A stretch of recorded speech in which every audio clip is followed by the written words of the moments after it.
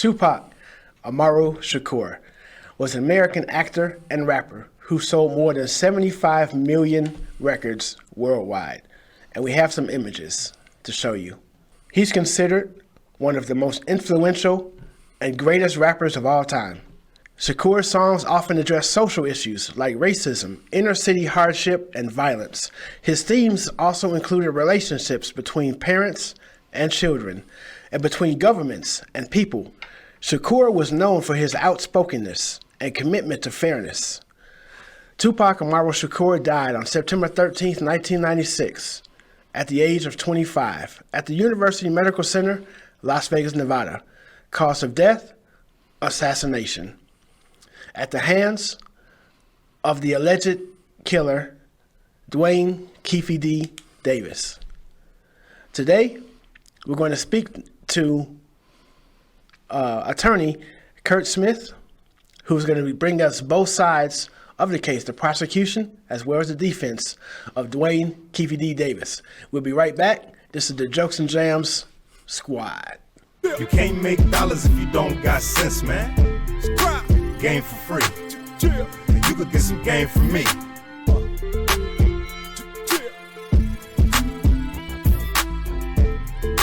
Game for free. You could get some game from me. There you are.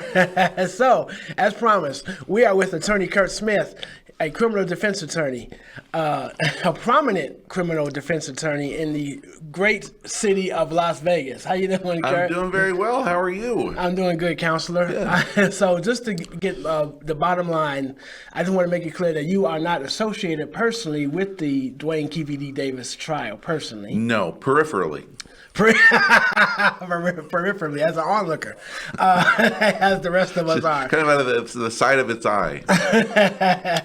It's going to be, they say the OJ case was big, but this is going to be the biggest case of the century when it does finally come out. Because Tupac, of course, is worldwide. Yeah. Way bigger than OJ. OJ had all those commercials, though. No, but he doesn't rap. No. That's true. That's true. No, but yeah, this is going to be the biggest case of the century. Mm-hmm. So my first question to you, of course, is Tupac still alive? Oh, well, listen, I thought you were going to get into the serious stuff later, but that's actually one of the defenses of the case is Tupac still alive? Right. If he's still alive, there's no murder. If there's still alive, there's no murder. Where's the body? Right? Right. So listen, I will. All I can say is I didn't see him die. I wasn't there. I wasn't anywhere around. But there is a memorial on Tropicana and Koval. Yeah. So there's enough evidence there for me that, hey, Tupac, the greatest rapper of all time. Okay. So, so Dwayne Keefe D. Davis has tried to get out of jail 3 times. Mm-hmm. He tried to get released on bond 3 times, and 3 times the judge has denied his bond. What they say he's a flight risk. What are your thoughts on that? Listen, the guy is a notorious gang member. He's apparently got lots of access to people who want to give him money so that he's no longer in jail. Right. They can't seem to find where the money came from, which is why they're not allowing the bail. But no, I think it's all on the up and up. I think it's all fine. It's fine. Speaking of money, Keefe D says he has a cashier's check from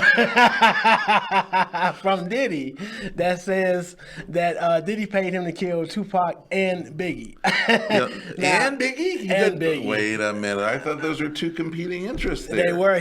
But he said Diddy paid him to kill Biggie and Tupac. Now, I've never seen a hitman take a cashier's check. Yeah, just make that out to... Absolutely. Listen, yeah. Where do I put my thumbprint?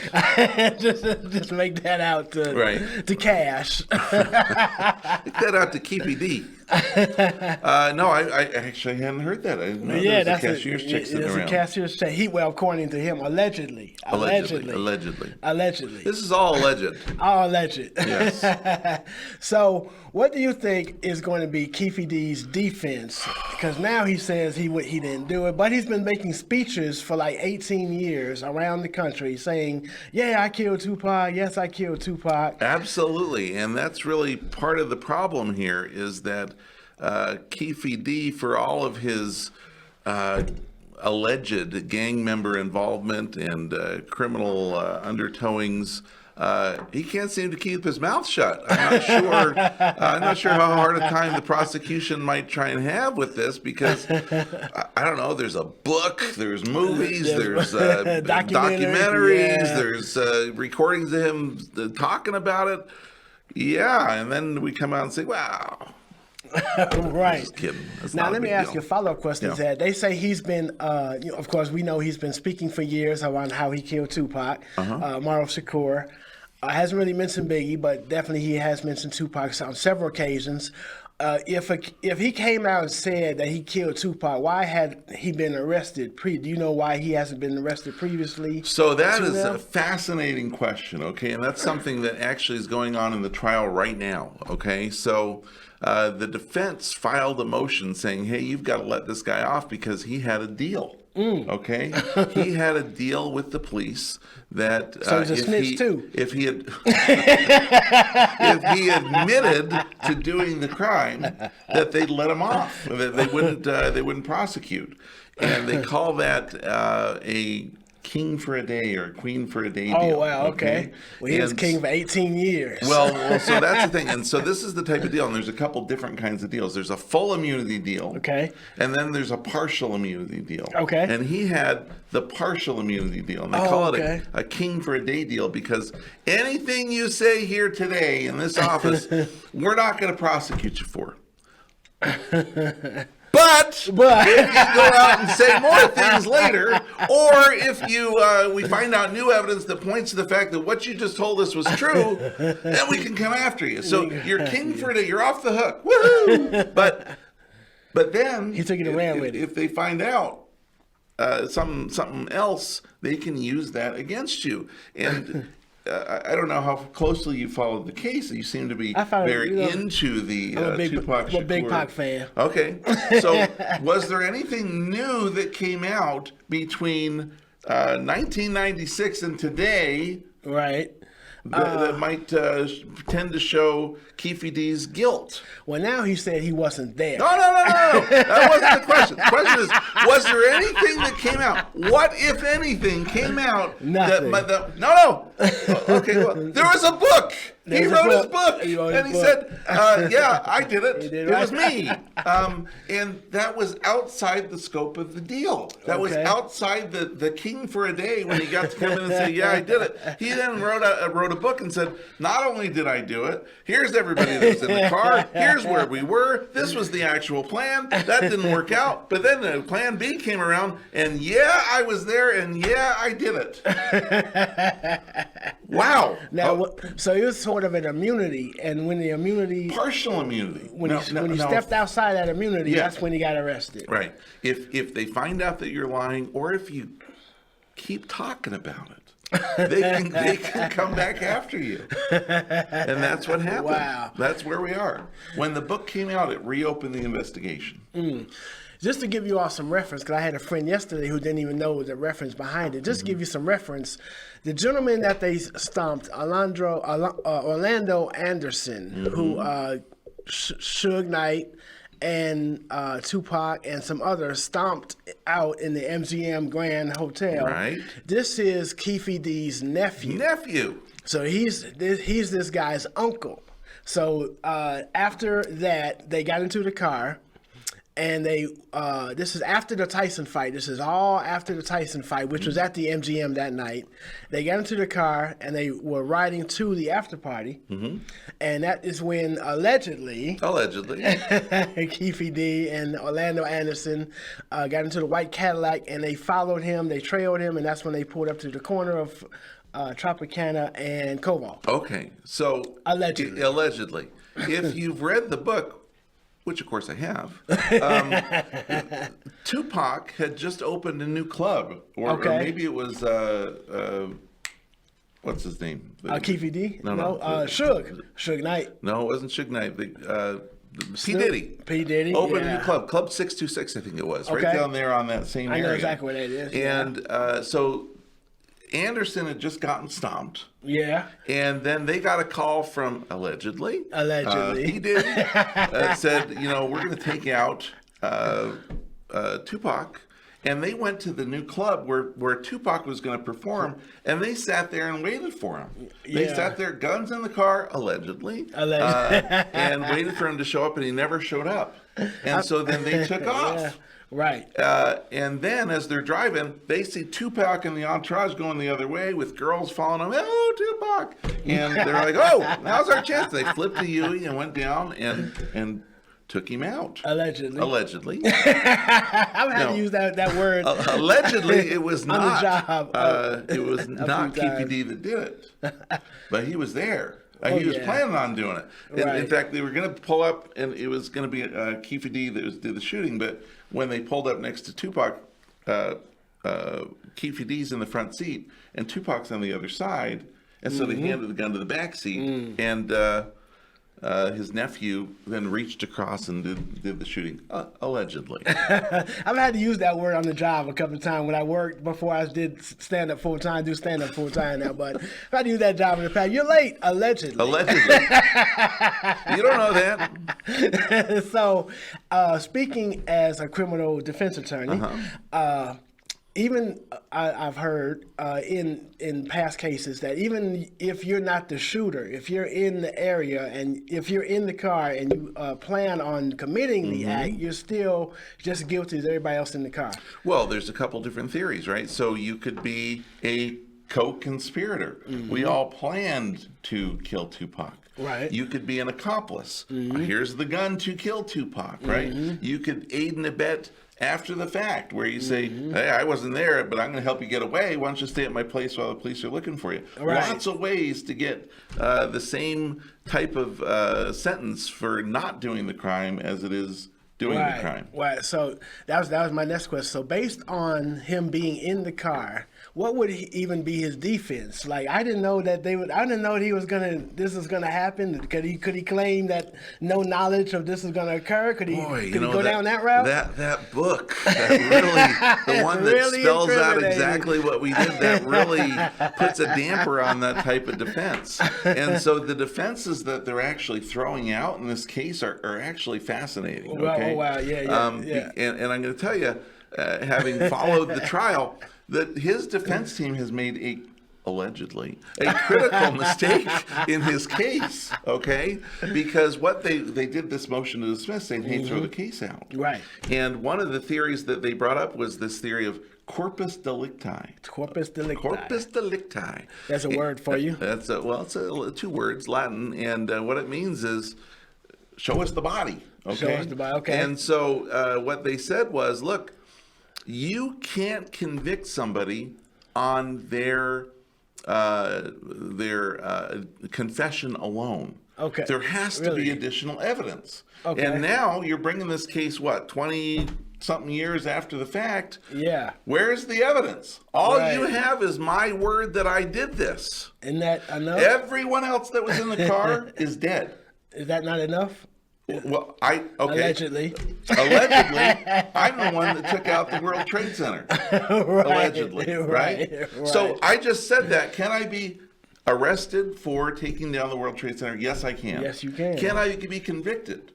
No, I was nowhere near New York at the time, okay? Right. There's no record of me having any contact with the planes. I wasn't there. And that theory kind of helps take care of, if I were to pay you and say, look, I don't want Keefe D going down, why don't you go do his time for him, right? And you go admit that you did the murder. Right. And then they say, okay, well, tell us how you did it. And you're like, I had a bazooka. Bazooka? There's no evidence of a bazooka, right? And so this corpus delicti theory says, you've got to show me the proof. Right. And they're saying, well, where's the proof? All you have is my statement. Right. And guess what that statement is? That I did it. I did it. But that statement is, it's a lie. I lied. I didn't do it. I'm the last one alive, and I said I did it because I just wanted to make some money off of Tupac's death. Right. Allegedly. Allegedly. I'm not even sure that he died. I'm not sure. But so that was just a story that I made up to make a little cash. And how are you going to prove me wrong? Because everybody else has died. Wow. And so what other evidence do you have? Yeah. And so that was their theory to try and get off the case. And the judge said, that is absolutely fascinating. We'll hear more about that at trial. We're not dismissing the case. We're going to hear this case on the facts that they have. Speaking of, we're going to hear more about this. That is the defense side. When we come back, we're going to hear more about the prosecution side now and what road they can go down. We'll be right back. This is the Jokes and Jamz squad. Get ready, Sin City, for a night of brotherly love at the Black and White Comedy Jam Series, starring Honest John, featuring Spanky, along with Great Love, hosted by Comedy Award winner Christopher Matt Thomas and DJ Snowdack. Saturday, March 8th at Fat Cat inside of the Grand Hotel and Casino, 206 3rd Street in Las Vegas. For tickets, go to jokesandjams.com or call 702-708-2823. Brought to you by Jokes and Jamz, 107.1 FM, 1400 AM, with the Morning Squad. Be there. So we're back. This is the Jokes and Jamz, and I'll be damned television show. You're learning a lot today. Today it's all about Tupac Shakur and Dwayne Keefe D. Davis, who allegedly, we're throwing that word around a lot today, who allegedly shot and killed Tupac Shakur. So we covered the defense side. Let's go just a little bit into even though the defense is more fascinating. Well, look. Let's go a little bit into what road the prosecution could go down. Let's take a look a little bit more at the defense, and we'll talk about the prosecution. But under this theory where they're saying, look, you got to show me the body. You got to show me the corpus of the evidence, right? The defense, maybe my opinion, I don't know, made a critical mistake. And what a lot of people don't know about the court process is it's 75% what you write into the judge. Okay. And so the defense wrote a motion to dismiss. They said, throw this case out. And one of my theories is this corpus delicti. And the prosecution wrote an opposition saying, don't listen to a word they say. That's all crap, right? And they got to the hearing, and the defense had not written their reply. Now, the reply is the argument where you get to go in and go, hey, prosecution, I understand what you said, that this is all crap, but here's why your theory doesn't hold water. Here's why that's the dumbest thing I've ever heard, right? And the defense didn't write a reply brief. And so the judge gets up there and she says, hey, I noticed you didn't write a reply brief. So that can't be a good look. That's not a good look. I noticed you didn't write a reply brief. Would you like to a little bit more time so you can write this reply brief? Or you can throw everything at me that you have now orally, and I'll hear it all for the first time.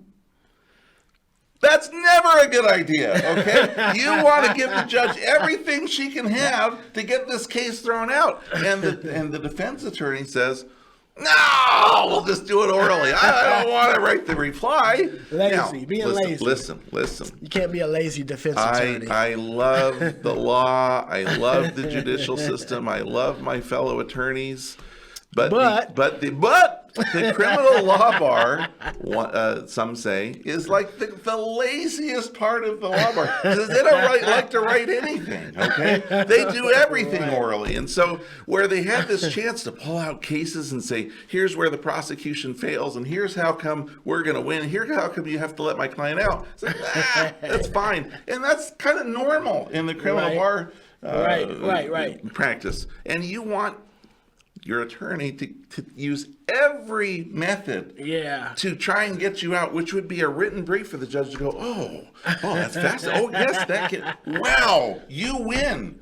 No, we're just going to do it today, orally, whatever. And so from my perspective, that was a critical failure on the defense side. Now, the prosecution side is saying, hey, this corpus delicti theory. That doesn't mean I've got to prove my whole case today. Right, okay? right. You said you killed Tupac. Right. Okay. Well, guess what? Over here, there's Tupac's body. Okay. Right. You said you shot him. He's got bullet holes in him. Okay. You said it was on Koval and Flamingo. There it is on Koval and Flamingo. Right. You said that there was a car full of girls next to him shouting Tupac. We found the girls. Okay. And so it's that type of evidence, that circumstantial evidence that can be used. And they're saying, no, there's plenty here to show what you said was the truth. Right. So that's kind of where we are with that. It's absolutely fascinating. And the prosecution said, look, this motion to dismiss should not even be before the court. You should have brought this on what's called a habeas corpus complaint, or a motion. Explain habeas corpus to the layman, to the people that don't know. I'm sure everyone knows, but habeas corpus is another Latin phrase that says you don't have the authority. Court, you don't have the authority to hold me. You can't hold me, right? And they're saying you don't have the authority. There hasn't been due process. So you have to let me out today. And the defense is like, no, we're not going to use habeas corpus. You've got all the authority you need to hold me. Instead, we're going to go with corpus delicti. You got to let me out because there's no other evidence. And everybody's like, oh, yeah, there is. There's that whole book, and there's all the evidence and the police reports, and you came in. And so they kind of gave up the theory of habeas corpus. So if what I'm hearing is correctly, the defense is failing. Is that ish? Allegedly. Well, I don't know. I am fascinated. I'm looking at this from the outside. We need to hire you. Maybe there is a grand plan. Okay, I don't know. Keefe D needs to get you on the case. Keefe D. But maybe there's this grand plan, but I haven't seen it yet. Right? What I'm seeing is that they gave up the theory of you don't have the authority. They went with a really kind of outlier theory of this corpus delicti. And then, as they're trying to get him on bail, they got all this money coming in, and apparently the court has to have a hearing to say, hey, where'd this money come from? Right. Well, three times. Well, the money came from this bail bondsman. Okay, yeah, but where'd the bail bondsman get the money? The money, right. And apparently there's been these letters that have been submitted that have been completely fraudulent letters. Wow. See, you're learning something copied and pasted on the letterhead that didn't belong to any company. And there's a sub-email that's in there that says, hey, all you have to do is copy and paste this onto the letterhead. The judge will accept it. Don't worry. Don't give her any more evidence. And the judge gets a hold of this email and is like, what do you mean I don't have to know? That's exactly why we're here. Bail denied, right? And she keeps denying him his bail. Well, he had a couple of excuses. The first excuse was that he had 60 years old and he has cancer. That was the first excuse trying to get out. And then the second excuse, I think, was that he got assaulted in prison. Of course, because if I was in prison, I'd be whipping his ass too. Why, though? Why would you do that? Because you shot the greatest hip-hop artist of all time. Okay, let's assume Allegedly. Allegedly. Let's assume that there's still a lot of people in prison, all these young thugs that are like, boy, do I miss Tupac. I mean, he may be the greatest rapper, but he's been gone for a little while, right? Yeah. Is there another reason he may be getting his comeuppance in prison? Well, the fact that now we know he's a snitch. He's a snitch, right? He wrote a book that said, oh, you want to know who did it? He did it. He did it. He did it. He did it. Guess who else? He did it. Guess who else? And then not only did we do that, did you know me and all my friends were running drugs? Did you know me and all my friends were cultivating this and criminal activity? And at the end, he's like, I didn't snitch on anybody. This is the end of his book. I snitched on nobody. That didn't deserve it. That didn't deserve it. What's the phrase? I can't remember. Something about stitches. I can't remember. Snitches get stitches. Okay. Stitches. And Keefe D may be getting a couple stitches in prison for what he's talking about. I want to. We have about 6 minutes left. I briefly want to get into Diddy, just briefly. Actually, a side story on Diddy. Did you hear about the inmate that he's in prison himself? for sexual assault. Okay. He sued Diddy for $100 million for sexual assault. On him. Okay. And the judge awarded it to him. So Wow. now he's in prison himself. That's a true story. You can Google it. He's in prison himself. He had a sexual assault trial. He got awarded $100 million. He's never getting out. But he's got the $100 million coming. All I know, that's a hell of a lot of ramen noodles. He bought ramen noodles for the debt. Yeah, that's a heck of a lot of soap on a rope. He's in jail like Denzel. King Kong ain't got nothing on me. I'm the man up in this piece. I hadn't heard that part. That's a true story. That's a true story. You actually Google that. What do you think about the Diddy case, just real quick, if you have any thoughts at all? Well, listen, I can say these things because I'm not on the list. And that probably says something about my how excited people are to have me at parties and things like that. But, you're not on the boy, list. if all of this is true, we're going to be watching a lot of no-name actors doing a lot of movies that we don't want to see because everybody else seems to be on the list. Right? I wasn't on the list either. I don't know. I don't know what I was. I don't know what I was. And I've been doing stand-up 34 years. I don't know why I wasn't on the list. A guy with your allure and sexual prowess, I wasn't on the list you'd be either. on the list. I wasn't on the list either. They must have started the party after I went to bed or something. Oh, that spanking kid, he gone? Oh, let's start the party now. But yeah, man, we've been talking about Tupac Shakur. Did you have any closing thoughts about the case? Or I see you prepared some briefs. Just some little notes that I was taking. I learned that word by Googling. All right, we got a couple minutes left. Here's another. Here's a prosecution problem. Yeah. Okay. Prosecution problem. We've got a book. Mm-hmm. This is Keefe D. wrote a book. Now the prosecution problem is the concept of hearsay. Okay. Now hearsay is an out-of-court statement made by a party opponent against the person on trial, right? Yeah. Well, his book, Keefe D's book, is a out-of-court statement, but not by a party opponent, by himself. Yeah. So it shouldn't be admissible because it's all hearsay. Hearsay. So what do you have that says that's admissible that says I did it? You got nothing, because this book is inadmissible. It's hearsay. Okay. Wow. So off the record, we're not going to hold you to the record. Off the record, what do you think that? Because the case is coming out. What do you think that? In your expert opinion, do you think he's going to walk? It's off the record. You're not nobody's going to hold you. Off the record. Okay. Do you think he's going to walk? You still got a little bit of time. Do you think he's going to? When is the trial going to be held?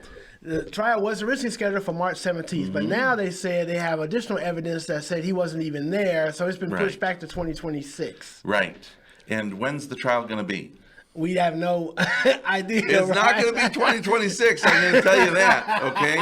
And I'll tell you what else the prosecution has going against them. Yeah. Apparently, they had a whole nother case going on against somebody else. They've got another suspect in mind. Wow. And the defense is like, hey, we heard they have another suspect in mind. We want all that information. And the prosecution's saying, no, we don't have to do that. But they do have to do that, don't they? Theoretically, they do. And so they told the judge, we don't have to do that. And the judge is like, well, you understand, if you don't give him that, and it turns out that's going to be exculpatory, he might walk. He might walk. And they're like, oh, no, we're good. They don't want to give up that evidence. That's pretty... Interesting. Pretty fascinating. Pretty fascinating. Where can they find you in case somebody does need your services? Where can they find you on social media? Your phone number? Where can they? You can contact me at the office, 702-410-5001, or at thelegalsmith.com. Okay, great. And you can find me on this channel is Jokez and Jamz LV. You can find me on spankecomedy.com. You can find me on jokesandjams.com. Of course, Jokez and Jamz, you can see behind us is spelled with a Z on the end of jokes and a Z on the end of jams. Jokesandjams.com. You can on there. You can see all of our past guests, our upcoming guests. You can rewatch the Tupac show today. Very interesting today. We really appreciate you coming on on, Counselor. Well, appreciate you and all having your me. expert opinion. Now we can go get back to those donuts I brought. Well, I appreciate you having me. This has been a lot of fun, and hopefully as we're watching this case unfold, I can only imagine that there's going to be a lot more revelations. One of the reasons I asked you when this trial is going to be is because one of the perfect defenses in a case is stall. Stall push it it out. out. Push it out. Now, it's been 26 years, but push it out. That's apparently what they intend to keep doing. Now, once the trial starts, would we be able to bring you back on the show? Absolutely. We can get ongoing coverage, Absolutely. so to speak, ongoing expert opinion. Pleasure to come back anytime. Well, we'd love you to have you. Thank you so much for being on the show. This is Jokez and Jamz, and I'll be damned. I hope you learned something today. Peace, William Spank E, Attorney Kurt Smith. See you next time. Bye-bye.